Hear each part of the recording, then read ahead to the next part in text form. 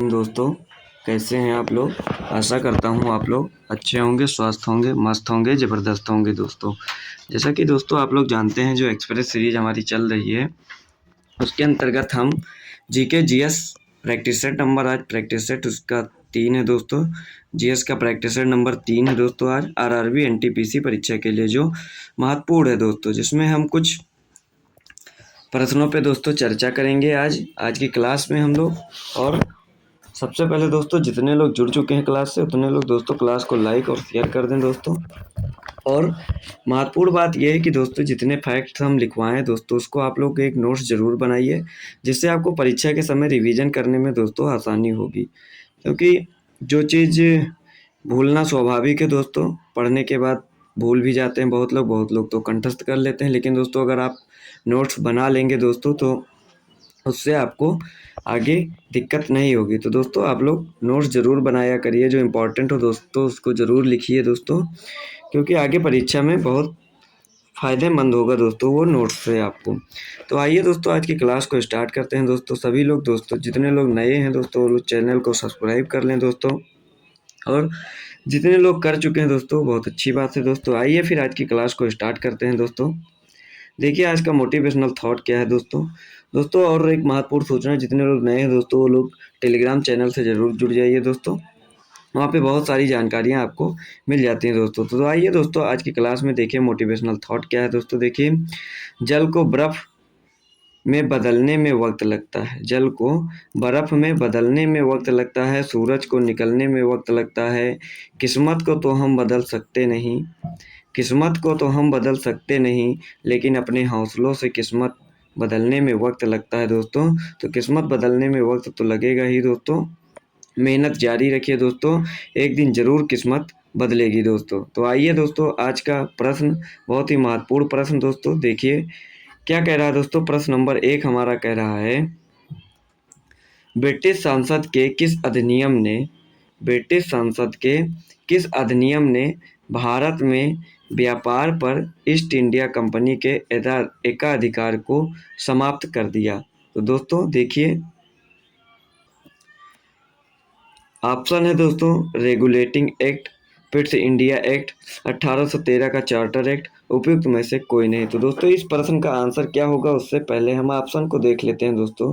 तो देखिए, जो हमारा रेगुलेटिंग एक्ट था दोस्तों, ये कब आया था दोस्तों। तो ये आया था 1773 में दोस्तों। कब आया था रेगुलेटिंग एक्ट जो था, वो हमारा आया था 1773 ईस्वी में आया था रेगुलेटिंग एक्ट। और दोस्तों, इसका मुख्य उद्देश्य क्या था दोस्तों। तो इसमें था कि ये था पहली बार कंपनी के राजनैतिक एवं प्रशासनिक कार्यों को मान्यता मिली थी इसमें दोस्तों, रेगुलेटिंग एक्ट में, जो भारत में केंद्रीय प्रशासन की नींव पड़ी थी दोस्तों। क्या रेगुलेटिंग एक्ट क्या था दोस्तों, इसमें भारत में केंद्रीय प्रशासन की नींव पड़ी थी। और कब आया था दोस्तों, तो ये 1773 ईस्वी में आया था दोस्तों। और पिट्स इंडिया एक्ट दोस्तों क्या है, पिट्स इंडिया एक्ट जो था दोस्तों, ये हमारा 1784 ईस्वी में आया था।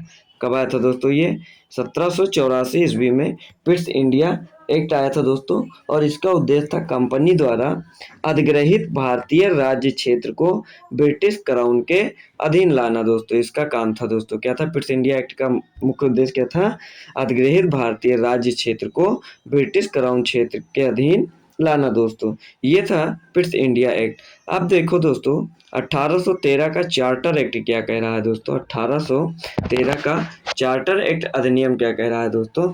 तो इसमें दोस्तों कह रहा है, कंपनी का भारतीय व्यापार से एकाधिकार समाप्त कर दिया गया, किंतु चाय के व्यापार तथा चीन के साथ व्यापार पर एकाधिकार अभी भी बना रहा है दोस्तों। तो इसमें दोस्तों एकाधिकार, कंपनी के साथ जो एकाधिकार समाप्त कर दिया गया, प्रश्न में भी यही पूछा गया है दोस्तों। तो इसका प्रश्न का ऑप्शन नंबर क्या होगा दोस्तों, ऑप्शन नंबर सी बिल्कुल करेक्ट आंसर हो जाएगा प्रश्न नंबर 1 का दोस्तों। आइए इसके बारे में और कुछ जान लेते हैं दोस्तों। देखिए क्या कह रहा है, लिखा 1813 के चार्टर अधिनियम के माध्यम से ब्रिटिश संसद ने चाय और चीन के ब्रिटिश संसद ने चाय और चीन के साथ व्यापार को छोड़कर ईस्ट इंडिया कंपनी के भारत के साथ व्यापारिक एकाधिकार को समाप्त कर दिया था, जबकि 1833 के चार्टर अधिनियम द्वारा कंपनी के समस्त व्यापारिक कार्य समाप्त कर दिए गए तथा भविष्य में कंपनी को केवल राजनीतिक कार्य ही करने थे दोस्तों।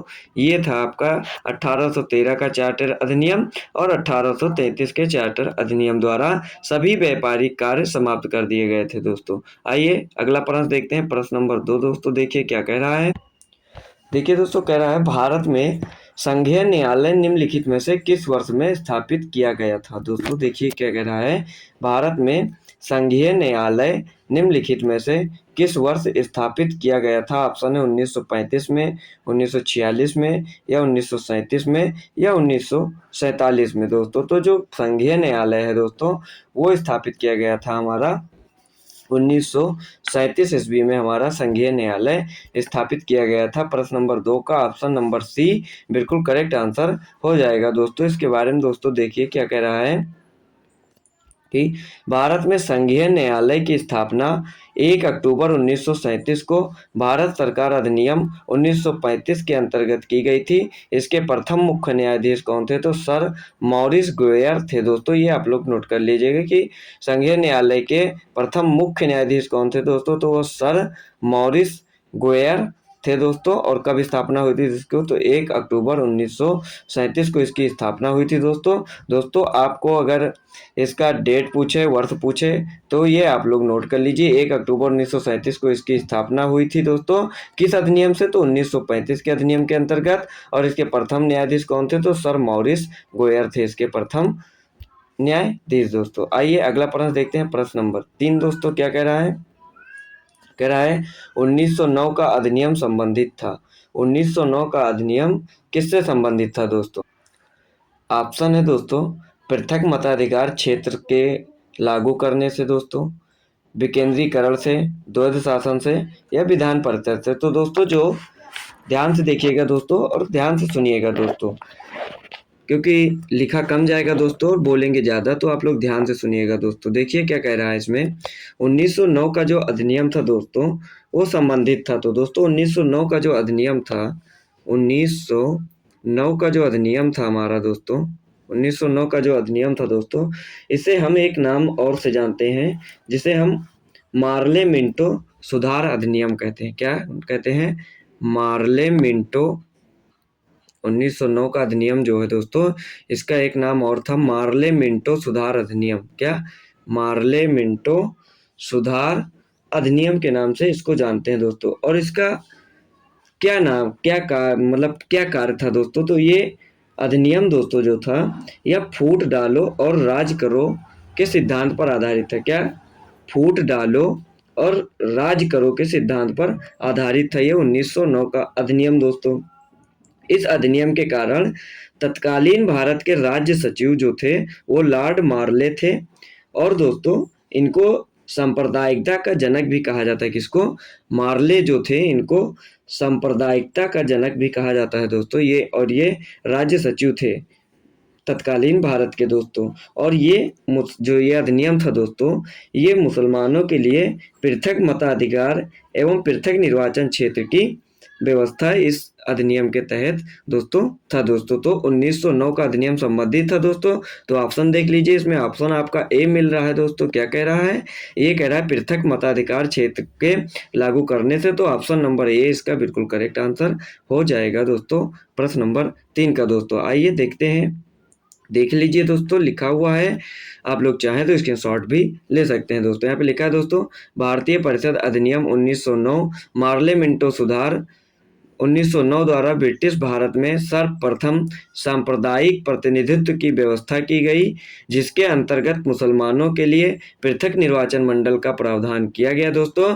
और सांप्रदायिकता के जनक कौन थे दोस्तों, तो वो थे मार्ले। कौन थे दोस्तों, मार्ले जनक थे दोस्तों। ये आप लोग नोट कर लीजिएगा, परीक्षा में पूछा जा सकता है दोस्तों कि भारत में सांप्रदायिकता के जनक कौन थे दोस्तों, तो वो थे राज्य सचिव लॉर्ड मार्ले दोस्तों। ये था आपका प्रश्न नंबर 3। अब आइए देखते हैं प्रश्न नंबर 4 दोस्तों क्या कह रहा है। प्रश्न नंबर 4 दोस्तों कह रहा है, प्राचीन भारत में निसाका जाने जाते थे।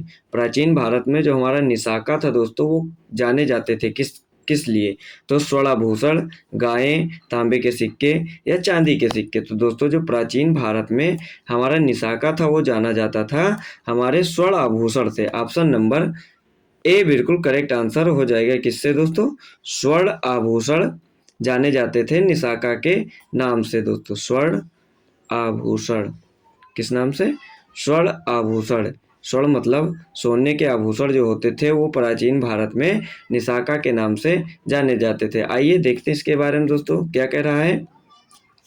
प्राचीन भारत में निस्क या निसाका, दोस्तों इसको निस्क या निसाका मूल रूप से गले में पहना जाने वाला एक सोने का आभूषण था जिसे निस्क गिरीवा कहा जाता था। इसे पुरुषों तथा महिलाओं दोनों द्वारा सामान्यतः पहना जाता था दोस्तों। एक दोस्तों गले में पहना जाने वाला ये सोने का आभूषण था जिसे महिलाओं तथा पुरुषों द्वारा दोनों के द्वारा ये पहना जाता था दोस्तों, निसाका दोस्तों। आइए अगला प्रश्न देखते हैं। प्रश्न नंबर 5 हमारा क्या कह रहा है दोस्तों? प्रश्न नंबर 5 दोस्तों कह रहा है अष्टध्यायी किसके द्वारा लिखी गई है? जो हमारी अष्टध्यायी है दोस्तों, ये किसके द्वारा लिखी गई है? तो ये जो अष्टध्यायी है दोस्तों एक प्रसिद्ध कृति है दोस्तों, और ये किसके द्वारा लिखी गई है? वेद व्यास द्वारा, पाणिनि द्वारा, सुखदेव या वाल्मीकि द्वारा। तो दोस्तों ये जो लिखी गई है वो लिखी गई है हमारे पाणिनि द्वारा। किसके द्वारा? पाणिनि द्वारा लिखी गई है, और ये इनकी प्रसिद्ध कृति थी दोस्तों। अष्टध्यायी क्या प्रसिद्ध कृति थी? किसकी? पाणिनि की अष्टध्यायी दोस्तों प्रसिद्ध कृति थी पाणिनि की, जो पाणिनि ने लिखी थी अष्टध्यायी दोस्तों। प्रश्न नंबर 5 का ऑप्शन नंबर बी बिल्कुल करेक्ट आंसर हो जाएगा दोस्तों। आइए अगला प्रश्न देखते हैं। प्रश्न नंबर 6 दोस्तों क्या कह रहा है? शिवाजी के शासन काल में विदेश मंत्री को कहा जाता था दोस्तों। शिवाजी के शासन काल में विदेश मंत्री को क्या कहा जाता था दोस्तों? हाँ तो दोस्तों देखिए, शिवाजी के शासन काल में विदेश मंत्री को कहा जाता था। ऑप्शन है सुमंत, अमात्य, सर ए नौबत या सचिव। तो दोस्तों आप लोग बताइए क्या कहा जाता था? अगर पता है दोस्तों तो कमेंट करिए। देखिए दोस्तों ऑप्शन है इसमें एक सुमंत, जो ऑप्शन नंबर ए है सुमंत दोस्तों, ये विदेश मंत्री को कहा जाता था। और एक नाम और था दोस्तों सुमंत, या नोट कर लीजिएगा दोस्तों, सुमंत या दबीर दोस्तों। क्या?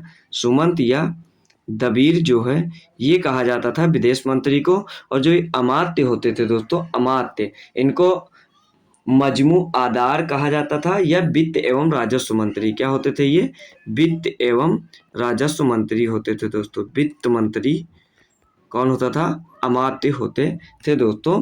तो ये दोनों शिवाजी के शासन काल में होते थे। विदेश मंत्री को दाबीर या सुमंत कहा जाता था, और जो अमात्य होते थे इनको दोस्तों वित्त मंत्री या राजस्व मंत्री के नाम से जाने जाते थे दोस्तों एक और ध्यान दीजिए, एक पेशवा होता था उस समय, एक पेशवा होता था। वो कौन होता था दोस्तों? तो पेशवा नोट कर लीजिए दोस्तों आप लोग। पेशवा होते थे राजा का प्रधानमंत्री, मतलब जो राजा होता था उसका प्रधानमंत्री जो होता था उसको क्या कहते थे? उसे पेशवा कहा जाता था दोस्तों। एक दोस्तों और था दोस्तों, जो ये सरे नौबत दोस्तों है, जो ये सरे नौबत है ये दोस्तों था सेनापति। क्या कहते थे इसको? सेनापति। इन्हीं के कार्यकाल में दोस्तों शिवाजी के शासन काल में सरे नौबत को सेनापति के नाम से जाना जाता था। क्या नाम जाना जाता था? सेनापति के नाम से जो सेनापति होते थे दोस्तों उनको सरे नौबत के नाम से जाना जाता था। इनका काम था दोस्तों सेना की भर्ती, संगठन, रसद आदि का प्रबंध करना दोस्तों। तो ये थे शिवाजी के शासन काल के दोस्तों जो कुछ प्रमुख पद थे दोस्तों, उनके बारे में आप लोग जान लिए। अब आइए अगला प्रश्न देखते हैं। प्रश्न नंबर 7 हमारा क्या कह रहा है दोस्तों? प्रश्न नंबर 7 कह रहा है किस वर्ष स्वामी विवेकानंद ने विश्व धर्म संसद में भाग लिया था? किस वर्ष स्वामी विवेकानंद ने विश्व धर्म संसद में भाग लिया था दोस्तों? 1893 में, 1895 में, 1897 में या 1899 में? तो दोस्तों स्वामी विवेकानंद जी ने विश्व धर्म संसद में जो भाग लिया था तो सन 1893 ईस्वी में लिया था। किस में लिया था? सन 1893 ईस्वी में विश्व धर्म संसद में भाग लिया था स्वामी विवेकानंद जी ने दोस्तों। आइए देखते हैं दोस्तों। 1893 दोस्तों, 1893 में वे शिकागो गए, जहां उन्होंने वर्ल्ड पार्लियामेंट ऑफ रिलीजन, जिसे विश्व धर्म संसद में अपना सुप्रसिद्ध भाषण दिया। इस भाषण से उन्होंने पश्चिमी संसार के सामने पहली बार भारत की संस्कृति की महत्ता को प्रभावकारी तरीके से प्रस्तुत किया था दोस्तों। कहाँ पे? विश्व धर्म संसद में। और कब किया था? तो 1893 ईस्वी में। आइए अगला प्रश्न देखते हैं। प्रश्न नंबर 8 हमारा क्या कह रहा है?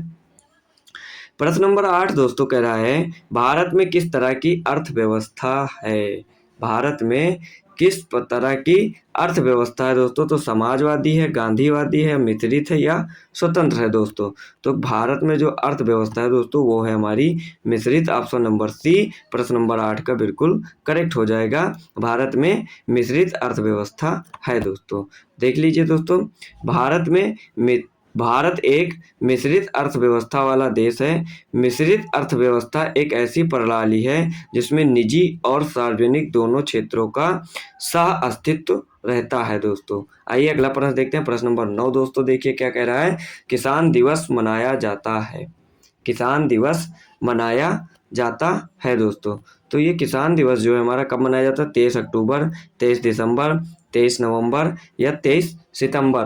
तो हमारा जो किसान दिवस मनाया जाता है दोस्तों वह मनाया जाता है 23 दिसंबर को। कब मनाया जाता है दोस्तों? 23 दिसंबर को हमारा किसान दिवस मनाया जाता है दोस्तों। किसके लिए मनाया जाता है दोस्तों? तो ये पूर्व प्रधानमंत्री चौधरी चरण सिंह के जन्म दिवस पर मनाया जाता है। क्या? किसान दिवस 23 दिसंबर को दोस्तों। तो सॉरी यहाँ पे सितंबर हो गया है, 23 दिसंबर, यानी ऑप्शन नंबर बी इसका बिल्कुल करेक्ट आंसर हो जाएगा दोस्तों। क्या? 23 दिसंबर, ऑप्शन नंबर बी दोस्तों। सितंबर नहीं होगा, सॉरी, 23 दिसंबर होगा दोस्तों। ऑप्शन नंबर बी बिल्कुल करेक्ट आंसर हो जाएगा इसका। और दोस्तों ये किसके उपलक्ष्य में बनाया जाता है? तो ये पूर्व प्रधानमंत्री चौधरी चरण सिंह के जन्म दिवस के अवसर पर मनाया जाता है। किसके? चौधरी चरण सिंह के जन्मदिन के दिवस, जो जिस दिन इनका जन्म दिवस होता है उसी दिन दोस्तों मनाया जाता है किसान दिवस 23 दिसंबर को। ऑप्शन नंबर बी बिल्कुल करेक्ट आंसर हो जाएगा प्रश्न नंबर 9 का दोस्तों। आइए दोस्तों प्रश्न नंबर 10 देखिए क्या कह रहा है हमारा। प्रश्न नंबर 10 दोस्तों कह रहा है, भारत प्रधानमंत्री किसान सम्मान निधि योजना किस तारीख को शुरू की गई? दोस्तों प्रधानमंत्री किसान सम्मान निधि योजना किस तारीख को शुरू की गई? ऑप्शन है दोस्तों 1 नवंबर 2017, 1 जनवरी 2018, 1 फरवरी 2019, 1 अप्रैल 2020। तो दोस्तों ये कब शुरू की गई थी? जो प्रधानमंत्री किसान सम्मान निधि योजना है तो ये शुरू हुई थी 1 फरवरी 2019 को। कब शुरू हुई थी दोस्तों? 1 फरवरी 2019 को। ऑप्शन नंबर सी बिल्कुल करेक्ट आंसर हो जाएगा दोस्तों। और कब दोस्तों ये पैसा कब ट्रांसफर हुआ था दोस्तों? तो 24 फरवरी 2019 को प्रधानमंत्री नरेंद्र मोदी ने पैसा ट्रांसफर किया था पहली बार दोस्तों। तो दोस्तों और मतलब ये कब शुरू हुई थी? तो 1 फरवरी 2019 को शुरू हुई थी और 24 फरवरी को इसकी पहली किस्त जारी की गई थी दोस्तों। आइए अगला प्रश्न देखते हैं। प्रश्न नंबर 11 हमारा क्या कह रहा है दोस्तों? प्रश्न नंबर 11 कह रहा है, धान की उत्पत्ति कहाँ से हुई थी दोस्तों? यूरोप में, दक्षिणी अमेरिका में, दक्षिणी पूर्व एशिया में या उपयुक्त में से कहीं नहीं? तो दोस्तों जो हमारी धान की उत्पत्ति हुई थी ये हुई थी दक्षिणी पूर्व एशिया से। कहाँ से? दक्षिण पूर्व एशिया से। ऑप्शन नंबर सी प्रश्न नंबर 11 का बिल्कुल करेक्ट आंसर हो जाएगा दोस्तों। देख लीजिए दोस्तों, धान जो है हमारा वो उष्णकटिबंधीय फसल है। क्या है? उष्णकटिबंधीय फसल है दोस्तों। और इसकी उत्पत्ति दक्षिण पूर्व एशिया में मानी जाती है। धान की फसल के लिए 25 डिग्री सेल्सियस से अधिक तापमान एवं 100 सेंटीमीटर से अधिक वर्षा की आवश्यकता होती है दोस्तों धान की खेती के लिए दोस्तों। और इसकी उत्पत्ति कहाँ हुई थी दोस्तों? दक्षिण पूर्व एशिया में इसकी उत्पत्ति हुई थी दोस्तों। ये आप लोग नोट कर लीजिए दोस्तों। आइए अगला प्रश्न देखते हैं। प्रश्न नंबर 12 हमारा क्या कह रहा है दोस्तों? प्रश्न नंबर 12 हमारा कह रहा है, हल्दी घाटी के युद्ध में महाराणा प्रताप की सेना के सेनापति कौन थे? जो हल्दी घाटी का युद्ध हुआ था दोस्तों उसमें महाराणा प्रताप की सेना का सेनापति कौन था दोस्तों? तो ऑप्शन है दोस्तों अमर सिंह, मान सिंह, हकीम खान या शक्ति सिंह। तो दोस्तों जो हल्दी घाटी का युद्ध हुआ था, हल्दी घाटी का जो युद्ध हुआ था और उसमें महाराणा प्रताप की सेना का जो सेनापति था दोस्तों वो थे हमारे हकीम खान। ऑप्शन नंबर सी इसका बिल्कुल करेक्ट आंसर हो जाएगा दोस्तों। आइए देखते हैं दोस्तों, कह रहा है हल्दी घाटी का युद्ध कब लड़ा गया था, तो वो लड़ा गया था 1576 ईस्वी में महाराणा प्रताप और मुगल सेनापति मान सिंह एवं आसफ खां के मध्य लड़ा गया था दोस्तों। किसके किसके बीच लड़ा गया था, महाराणा प्रताप और मुगल सेनापति जो मान सिंह एवं आसफ खां के मध्य लड़ा गया था। राजपूत योद्धाओं के अलाग राणा की सेना के अग्रभाग का नेतृत्व अफगानों की एक टुकड़ी के साथ हकीम खान सूर कर रहे थे दोस्तों।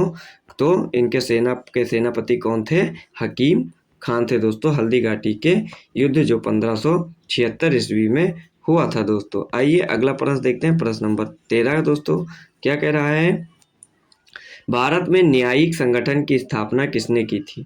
भारत में न्यायिक संगठन की स्थापना किसने की थी, लॉर्ड मेयो ने की थी, लॉर्ड कॉर्नवालिस ने की थी, या लॉर्ड इटली ने की थी, या लॉर्ड कर्जन ने की थी। तो दोस्तों भारत में न्यायिक संगठन की स्थापना जो की थी वो की थी लॉर्ड कॉर्नवालिस ने दोस्तों की थी। दोस्तों ये एक ऐसा वायसराय है जिसकी कब्र अपने भारत में है दोस्तों, और कहाँ पे है दोस्तों, गाजियाबाद में है दोस्तों, गाजीपुर में है दोस्तों, गाजीपुर में इसकी कब्र है दोस्तों, किसके, लॉर्ड कॉर्नवालिस की।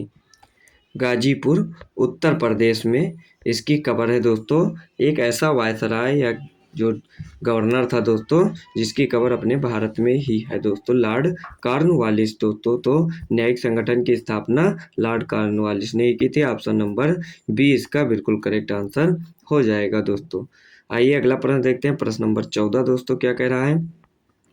प्रश्न नंबर 14 कह रहा है 42वें संशोधन अधिनियम 1976 के से भारतीय संविधान में एक नया अध्याय जोड़ा गया। दोस्तों जो 42वें संविधान संशोधन अधिनियम 1976 से भारतीय संविधान में एक नया अध्याय जोड़ा गया दोस्तों, तो वो क्या था दोस्तों, तो देखिए क्या है, संघीय क्षेत्रों के प्रशासन से संबंधित, अंतर्राज्यीय परिषदों के निर्माण, मौलिक कर्तव्य, या इनमें से कोई नहीं। तो दोस्तों जो 42वें संशोधन अधिनियम 1976 था इसमें क्या जोड़ा गया था, नया अध्याय, तो वो जोड़ा गया था हमारा मौलिक कर्तव्य। ऑप्शन नंबर सी इसका बिल्कुल करेक्ट आंसर हो जाएगा दोस्तों। और कितने मौलिक कर्तव्य जोड़े गए थे, तो 10 मौलिक कर्तव्य जोड़े गए थे दोस्तों उस समय, और फिर एक जोड़ा गया था हमारा, 10 है दोस्तों, 18 मत समझना दोस्तों, एक जोड़ा गया ये पहले जो 11वां मौलिक कर्तव्य था वो 86वें संविधान संशोधन में जोड़ा गया दोस्तों। कब, 86वें संविधान संशोधन 2002 में दोस्तों। और वो क्या था दोस्तों,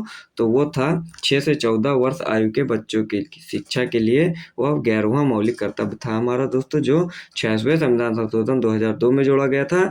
और जो 42वें संविधान संशोधन 1976 में जो मौलिक कर्तव्य थे वो हमारे 10 थे दोस्तों। आइए अगला प्रश्न देखते हैं, देख लीजिए दोस्तों, लिखा है 1976 में संवैधानिक सुधारों पर अनुशंसा देने के लिए स्वर्ण सिंह समिति गठित की गई।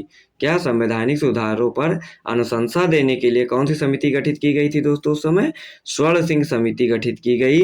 स्वर्ण सिंह समिति की अनुशंसा के आधार पर लाए गए 42वें संविधान संशोधन अधिनियम 1976 द्वारा भाग 4 का, क्या, भाग 4 का और इसके तहत अनुच्छेद 51 का संविधान में जोड़ा गया तथा संविधान में 10 मौलिक कर्तव्य शामिल हुए दोस्तों। कितने, 10 मौलिक कर्तव्य उस समय शामिल हुए थे दोस्तों। और 86वें संविधान संशोधन 2002, 86वें संविधान संशोधन 2002 में दोस्तों 11वां मौलिक कर्तव्य जोड़ा गया था दोस्तों। तो आइए अगला प्रश्न देखते हैं, प्रश्न नंबर 15 क्या कह रहा है दोस्तों। दोस्तों इसमें एक प्रश्न आता है कि मूल संविधान में कितने मौलिक कर्तव्य थे, तो दोस्तों मूल संविधान में हमारे एक भी मौलिक कर्तव्य नहीं थे दोस्तों। कब जोड़ा गया, 42वें संविधान संशोधन 1976 में 10 मौलिक कर्तव्य जोड़े गए थे दोस्तों। आइए अगला प्रश्न देखते हैं, प्रश्न नंबर 15 दोस्तों क्या कह रहा है। प्रश्न नंबर 15 हमारा कह रहा है महात्मा गांधी द्वारा नमक सत्याग्रह वर्ष शुरू किया गया। नमक सत्याग्रह जो था दोस्तों वो कब शुरू किया गया था, 1929 में, 1930 में, या 1931 में, या 1928 में। तो दोस्तों जो नमक सत्याग्रह आंदोलन था वो शुरू किया गया था हमारा 1930 में। कब शुरू किया गया था? 1930 में शुरू किया गया था। ऑप्शन नंबर बी इसका 15 का बिल्कुल करेक्ट आंसर हो जाएगा दोस्तों। आइए अगला देखते हैं प्रश्न नंबर 16 दोस्तों क्या कह रहा है। प्रश्न नंबर 16 कह रहा है नीला थोथा का रासायनिक नाम क्या है? जो नीला थोथा होता है दोस्तों उसका रासायनिक नाम क्या है? Copper sulphate, aluminium, argon, potassium nitrate. तो दोस्तों जो नीला थोथा है दोस्तों उसका रासायनिक नाम है copper sulphate. Option number A इसका बिल्कुल करेक्ट आंसर हो जाएगा प्रश्न नंबर 16 का दोस्तों। आइए प्रश्न नंबर 17 दोस्तों देखते हैं क्या कह रहा है। चंद्रगुप्त प्रथम के बाद गुप्त साम्राज्य की बागडोर किसने संभाली थी दोस्तों? देखिए चंद्रगुप्त प्रथम के बाद गुप्त साम्राज्य की बागडोर किसने संभाली थी दोस्तों? ब्रह्मदत्त गुप्त ने, समुद्रगुप्त ने, शूद्रक या श्रीगुप्त ने? तो दोस्तों चंद्रगुप्त प्रथम के बाद जो गुप्त साम्राज्य की बागडोर संभाली थी वो संभाली थी हमारे समुद्रगुप्त ने। ऑप्शन नंबर बी बिल्कुल करेक्ट आंसर हो जाएगा इसका। चंद्रगुप्त प्रथम के बाद गुप्त साम्राज्य की बागडोर समुद्रगुप्त ने संभाली थी दोस्तों। आइए अगला प्रश्न देखते हैं। प्रश्न नंबर 18 देखिए दोस्तों क्या कह रहा है। प्रश्न नंबर 18 हमारा कह रहा है दोस्तों राष्ट्रीय मानवाधिकार आयोग की अध्यक्ष कौन होता है? जो राष्ट्रीय मानवाधिकार है दोस्तों उस आयोग का अध्यक्ष कौन होता है? लोकसभा अध्यक्ष होता है, प्रधानमंत्री होता है या भारत के सेवानिवृत्त मुख्य न्यायाधीश होते हैं, विपक्ष का नेता होता है? तो दोस्तों इसका ऑप्शन नंबर सी बिल्कुल करेक्ट आंसर हो जाएगा। भारत के सेवानिवृत्त मुख्य न्यायाधीश जो होते हैं दोस्तों वो होते हैं राष्ट्रीय मानवाधिकार आयोग के अध्यक्ष दोस्तों। ऑप्शन नंबर सी बिल्कुल करेक्ट आंसर हो जाएगा प्रश्न नंबर 18 का दोस्तों। देखिए दोस्तों क्या कह रहा है। राष्ट्रीय मानवाधिकार आयोग एक स्वतंत्र वैधानिक संस्था है जिसकी स्थापना मानव अधिकार संरक्षण अधिनियम 1993 के प्रावधानों के तहत 12 अक्टूबर 1993 को की गई। कब की गई थी दोस्तों? राष्ट्रीय मानवाधिकार आयोग की स्थापना कब की गई थी दोस्तों? तो 12 अक्टूबर 1993 को इसकी स्थापना हुई थी दोस्तों। और इसका मुख्यालय कहाँ है दोस्तों? तो दिल्ली में। राष्ट्रीय मानवाधिकार आयोग का मुख्यालय कहाँ है? दिल्ली में है दोस्तों। आइए अगला प्रश्न देखते हैं दोस्तों। प्रश्न नंबर 19 दोस्तों क्या कह रहा है हमारा।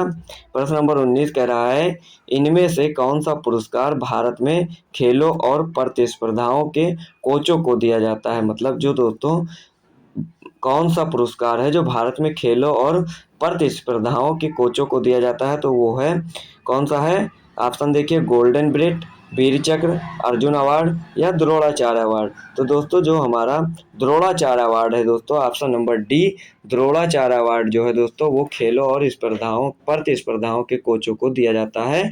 ऑप्शन नंबर डी बिल्कुल करेक्ट आंसर हो जाएगा प्रश्न नंबर 19 का दोस्तों। देखिए जो गुरु द्रोणाचार्य अवार्ड जो है दोस्तों यह भारत में खेलों और प्रतिस्पर्धाओं के कोचों को दिया जाता है। द्रोणाचार्य महाभारत के एक पात्र थे। जो गुरु द्रोणाचार्य थे दोस्तों महाभारत के एक पात्र थे जो गुरु की भूमिका का भी निर्वहन किए थे दोस्तों। द्रोणाचार्य अवार्ड जो है 1985 ईस्वी से दिया जाता है। कब से दिया जाता है? अगर पूछे आपसे कि द्रोणाचार्य अवार्ड जो है कब से दिया जाता है तो 1985 से दिया जाता है दोस्तों। ये आप लोग नोट कर लीजिएगा दोस्तों।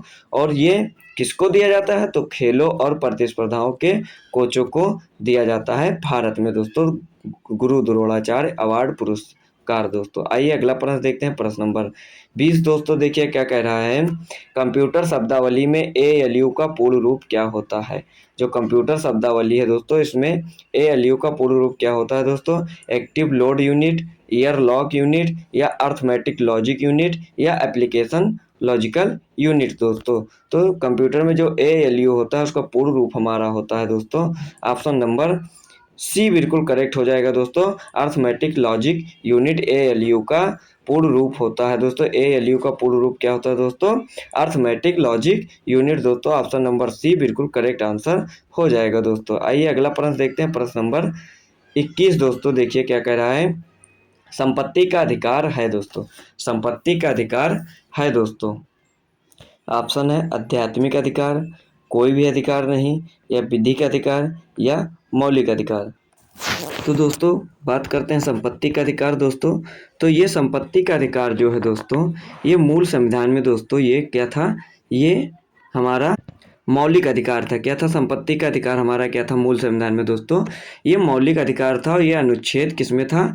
अनुच्छेद 19F में। किसमें? अनुच्छेद 19F में वर्णित था दोस्तों। ये क्या मौलिक अधिकार के रूप में संपत्ति का अधिकार जो था दोस्तों ये मौलिक अधिकार में आता था, लेकिन इसे दोस्तों 44वां संविधान संशोधन, कब दोस्तों 44वां संविधान संशोधन 1978, कब दोस्तों हुआ 44वां संविधान संशोधन, तो ये हुआ 1978 में इसको हटा दिया गया। किसमें दोस्तों 44वां संविधान संशोधन 1978 में इसे मौलिक अधिकार से हटा दिया गया। किससे दोस्तों मौलिक अधिकार से इसको हटा दिया गया और किसमें रख दिया गया दोस्तों, तो ये अब किस अनुच्छेद में वर्णित है, तो ये अब वर्णित है 300A में दोस्तों ये वर्णित है। और ये अब हो गया विधिक अधिकार। क्या हो गया दोस्तों, ये हो गया अब विधिक अधिकार। ऑप्शन नंबर सी बिल्कुल करेक्ट आंसर हो जाएगा प्रश्न नंबर 21 दोस्तों। आइए अगला प्रश्न देखते हैं, प्रश्न नंबर 22 दोस्तों क्या कह रहा है। प्रश्न नंबर 22 हमारा कह रहा है अंतिम पृथ्वी शिखर सम्मेलन कहाँ आयोजित किया गया था। अंतिम पृथ्वी शिखर सम्मेलन कहाँ आयोजित किया गया था दोस्तों। ऑप्शन ए है क्योटो, रियो डी जनेरियो, दोहा, जोहान्सबर्ग। तो दोस्तों जो अंतिम पृथ्वी शिखर सम्मेलन था वो आयोजित किया गया था रियो डी जनेरियो। कहाँ, Rio de Janeiro. Option number B इसका बिल्कुल करेक्ट आंसर हो जाएगा प्रश्न नंबर 22 का दोस्तों। देखिए कह रहा है अंतिम पृथ्वी शिखर सम्मेलन रियो डी जनेरियो में आयोजित किया गया था। अंतिम पृथ्वी शिखर सम्मेलन ब्राजील के रियो डी जनेरियो शहर 2012 में आयोजित किया गया था। अगर प्रश्न पूछे दोस्तों कहाँ किया गया था, तो रियो डी जनेरियो में किया गया था दोस्तों। कहाँ, ब्राजील के शहर में। और कब किया गया था, तो 2012 में किया गया था। और अंतिम शिखर सम्मेलन दोस्तों कब हुआ, तो वो 2012 में हुआ। आइए अगला प्रश्न देखते हैं, प्रश्न नंबर 23 दोस्तों देख लीजिए क्या कह रहा है। भारत का प्रथम मुख्य चुनाव आयुक्त कौन था। जो भारत का प्रथम मुख्य चुनाव आयुक्त था दोस्तों वो कौन था। सुकुमार सेन थे, टी.एन. संसन थे, नागेंद्र सिंह थे, या आर.वी.एस. पेरी शास्त्री जी। भारत के प्रथम मुख्य चुनाव आयुक्त जो थे वो थे Sukumar Sen. Option number A इसका बिल्कुल करेक्ट आंसर हो जाएगा। कौन थे, सुकुमार सेन जी थे भारत के प्रथम चुनाव आयुक्त दोस्तों। देख लीजिए दोस्तों भारत के प्रथम मुख्य चुनाव आयुक्त सुकुमार सेन था। सुकुमार सेन के नेतृत्व में भारत में 1951-52 में प्रथम आम चुनाव स्वतंत्र भारत में करवाया गया था दोस्तों। भारतीय संविधान के अनुच्छेद 324 में निर्वाचन आयोग का उल्लेख है दोस्तों।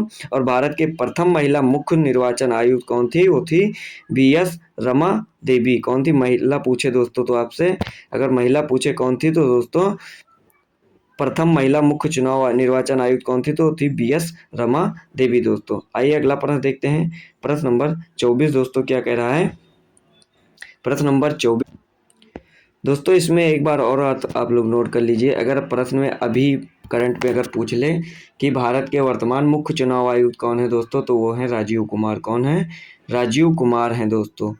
वर्तमान मुख्य चुनाव आयुक्त कौन है, राजीव कुमार दोस्तों। कौन है, राजीव कुमार हैं दोस्तों। और जो प्रथम थे वो थे सुकुमार सेन जी दोस्तों। और प्रथम महिला कौन थी, तो वो थी बी.एस. रमा देवी। ये इतने इसके की पॉइंट्स थे दोस्तों, आप लोग नोट कर लीजिए। आइए अगला प्रश्न देखते हैं, प्रश्न नंबर 24 हमारा क्या कह रहा है दोस्तों। प्रश्न नंबर 24 कह रहा है भारतीय ध्वज के डिजाइन का श्रेय इनमें से किसे दिया जाता है। तो दोस्तों जो भारतीय ध्वज के डिजाइन का श्रेय किसे दिया जाता है, पिंगली वेंकैया को, बाल गंगाधर तिलक को, या लाला हंसराज, या महात्मा गांधी को।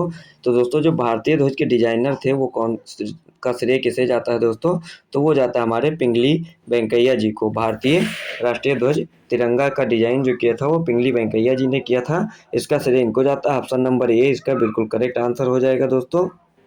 और देखिए दोस्तों क्या नाम है, जो पिंगली वेंकैया जी थे, और ये राष्ट्रीय ध्वज अपना कब अपनाया गया था, संविधान सभा द्वारा कब अंगीकृत किया गया था दोस्तों, तो ये किया गया था 22 जुलाई 1947 को। कब अंगीकृत हुआ था दोस्तों, ये 22 जुलाई 1947 को ये संविधान सभा द्वारा अंगीकृत हुआ था। क्या, राष्ट्रीय ध्वज दोस्तों।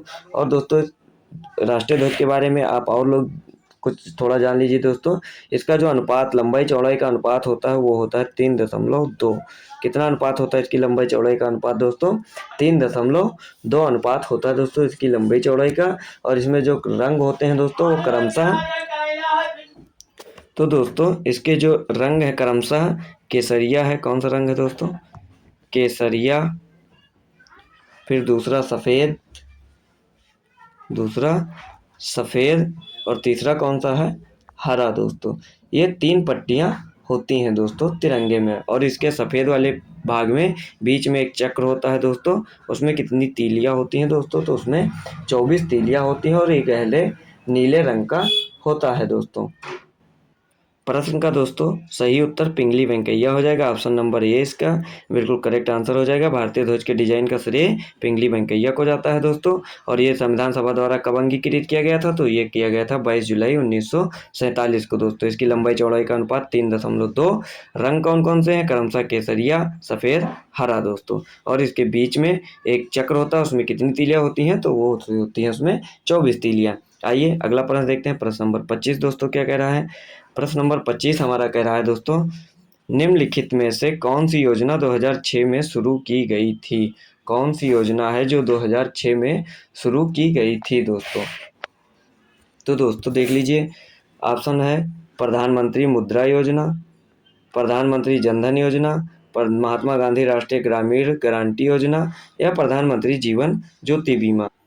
तो दोस्तों इस प्रश्न का सही उत्तर हमारा हो जाएगा 2006 में जो योजना शुरू हुई थी वो हुई थी महात्मा गांधी राष्ट्रीय ग्रामीण रोजगार गारंटी योजना दोस्तों। इसे 2006 में शुरू किया गया था। कब शुरू किया गया था दोस्तों, 2006 में इसे शुरू किया गया था, महात्मा गांधी ग्रामीण रोजगार योजना दोस्तों। ये अधिनियमित कब किया गया था, तो 5 सितंबर कब किया गया था दोस्तों, 5 सितंबर 2005 को ये अधिनियमित किया गया था। शुरू कब हुआ, तो 2006 में दोस्तों शुरू हुआ दोस्तों। इसमें प्रत्येक वित्तीय वर्ष में कितने दिन का रोजगार उपलब्ध कराती थी दोस्तों, ये तो 100 दिन का। कितने दिन का, 100 दिन का रोजगार। प्रत्येक वित्तीय वर्ष में 100 दिन का रोजगार ये उपलब्ध कराती थी दोस्तों। और देखिए दोस्तों, इसमें जो प्रधानमंत्री मुद्रा योजना जो है ये कब शुरू हुई थी, तो ये शुरू हुई थी 8 अप्रैल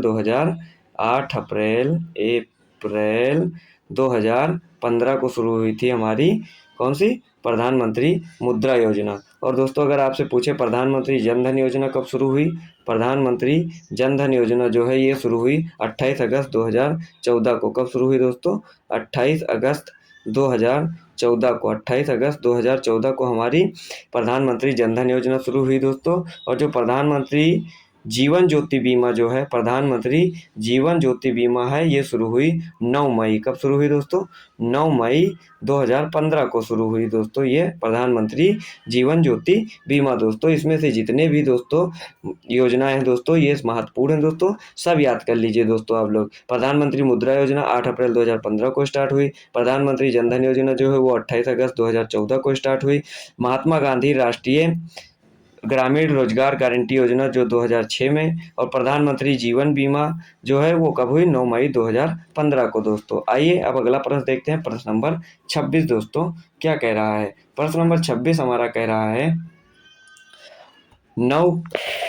नवकलेबरा उत्सव किस राज्य से संबंधित है दोस्तों।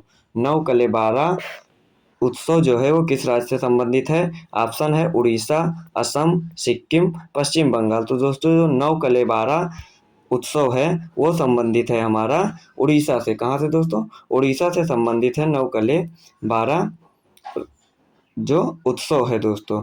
यह कहाँ मनाया जाता है दोस्तों, तो ये उड़ीसा में मनाया जाता है। और ये जगन्नाथ मंदिर पुरी के 3 हिंदू देवताओं के लकड़ी के रूपों में एक प्रतीकात्मक मनोरंजन है दोस्तों यह त्यौहार। और ये उत्सव पहली बार कब मनाया गया था, तो ये पहली बार अगर पूछे दोस्तों तो मनाया गया था 1575 ईस्वी में पहली बार बनाया गया था दोस्तों। और इसका आयोजन सबसे पहले यदुवंशी भाई, सबसे पहले किसने किया था इस उत्सव को अगर पूछ ले, तो रामचंद्र देव ने। किसने, रामचंद्र देव ने पहली बार इसका दोस्तों प्रारंभ किया था। रामचंद्र देव जो यदुवंशी भाई थे, जो राजा रामचंद्र देव जी ने इसका आयोजन पहली बार किया था दोस्तों। और ये कहाँ मनाया जाता है, नवकलेबरा, तो ये बनाया जाता है उड़ीसा में दोस्तों। आइए अगला प्रश्न देखते हैं दोस्तों। प्रश्न नंबर 27 हमारा क्या कह रहा है दोस्तों। प्रश्न नंबर 27 कह रहा है, भारत में पहला परमाणु ऊर्जा संयंत्र कहाँ स्थापित किया गया। तो दोस्तों भारत में पहला परमाणु ऊर्जा संयंत्र कहाँ स्थापित किया गया, ऑप्शन देख लीजिए। कलपक्कम, काकरापारा, तारापुर या कैगा। तो दोस्तों भारत में पहला परमाणु ऊर्जा संयंत्र जो है वो स्थापित किया गया था तारापुर में। ऑप्शन नंबर सी इसका बिल्कुल करेक्ट आंसर हो जाएगा। तारापुर में पहला परमाणु ऊर्जा संयंत्र स्थापित किया गया था दोस्तों। जो ये तारापुर कहाँ स्थित है दोस्तों, तो ये स्थित है महाराष्ट्र में। कहाँ? महाराष्ट्र में यह तारापुर स्थित है दोस्तों। आइए अगला प्रश्न देखते हैं। प्रश्न नंबर 28 दोस्तों क्या कह रहा है? प्रश्न नंबर 28 कह रहा है सांची स्तूप का निर्माण किसने करवाया था दोस्तों? सांची स्तूप का निर्माण किसने करवाया था दोस्तों? ऑप्शन है अशोक ने, चाणक्य ने, बिंदुसार ने या चंद्रगुप्त ने। तो दोस्तों जो सांची का स्तूप का निर्माण जो करवाया था वो करवाया था हमारे अशोक जी ने। किसने करवाया था? ऑप्शन नंबर ए अशोक जी ने सांची स्तूप का निर्माण करवाया था दोस्तों। ये क्या है? एक बौद्ध परिसर है दोस्तों। जो सांची का स्तूप है दोस्तों ये एक बौद्ध परिसर है। क्या है दोस्तों? यह एक बौद्ध परिसर है। बौद्ध परिसर है सांची का स्तूप। और कहाँ पे है दोस्तों? तो ये मध्य प्रदेश के रायसेन जिले में स्थित है। कहाँ पे दोस्तों? मध्य प्रदेश के रायसेन जिले में सांची का स्तूप स्थित है। कहाँ? मध्य प्रदेश के रायसेन जिले में यह स्थित है दोस्तों। और यह भारत की सबसे पुरानी पत्थर की संरचना माना जाता है दोस्तों। ये पत्थर का बना सांची का स्तूप दोस्तों। और दोस्तों ये 3री शताब्दी ईसा पूर्व में मौर्य सम्राट अशोक द्वारा बनाया गया था दोस्तों। और यह यूनेस्को की विश्व धरोहर स्थल भी है दोस्तों। और दोस्तों सांची स्तूप मोटिफ एक विशेषता है जिसे 200 रुपए के नोट पर देखा जाता है। 200 रुपए के नोट पे दोस्तों इसकी तस्वीर है सांची के स्तूप का दोस्तों। किसके? सांची के स्तूप का चित्र 200 रुपए के नोट पे पाया जाता है दोस्तों। कहाँ पे है? तो मध्य प्रदेश के रायसेन जिले में स्थित है दोस्तों। किसने बनवाया था? तो ये मौर्य सम्राट अशोक ने बनवाया था दोस्तों। आइए अगला प्रश्न देखते हैं। प्रश्न नंबर 29 दोस्तों क्या कह रहा है? कह रहा है कंप्यूटर में डेटा को किस रूप में एकत्र किया जाता है? किस रूप में एकत्र किया जाता है दोस्तों? ऑप्शन है बाइनरी, चित्र, चुंबकीय या अक्षर। तो दोस्तों जो कंप्यूटर डेटा को है वो कंप्यूटर किस रूप में एकत्र करता है? तो वो करता है हमारा बाइनरी। ऑप्शन नंबर ए इसका बिल्कुल करेक्ट आंसर हो जाएगा प्रश्न नंबर 29 का दोस्तों। आंकड़ों को एक कंप्यूटर में बाइनरी के रूप में संग्रहित किया जाता है दोस्तों। आइए अगला प्रश्न देखते हैं। प्रश्न नंबर 30 हमारा क्या कह रहा है दोस्तों? प्रश्न नंबर 30 दोस्तों कह रहा है धातुओं के पतले तारों में खींचे जाने की क्षमता कहलाती है दोस्तों। धातुओं के पतले तारों में खींचे जाने की क्षमता क्या कहलाती है दोस्तों? आघात वर्धनीयता, तन्यता, अभिक्रियाशीलता या घुलनशीलता। तो दोस्तों इसका सही उत्तर हमारा हो जाएगा क्या? ऑप्शन नंबर बी तन्यता। ऑप्शन नंबर बी तन्यता। धातुओं के पतले तारों में खींचे जाने की क्षमता कहलाती क्या है? तन्यता। तन्यता बिना टूटे, खींचने या प्लास्टिक रूप से विकृत होने की किसी पदार्थ की क्षमता होती है दोस्तों। और ये सोना जो है हमारा सर्वाधिक तन्य धातु है। सोना हमारा, नोट कर लीजिए दोस्तों, सोना हमारा सर्वाधिक तन्य धातु है दोस्तों। और तन्यता एक स्थायी विकृति होती है जो तनाव परीक्षण में टूटने के साथ होती है दोस्तों।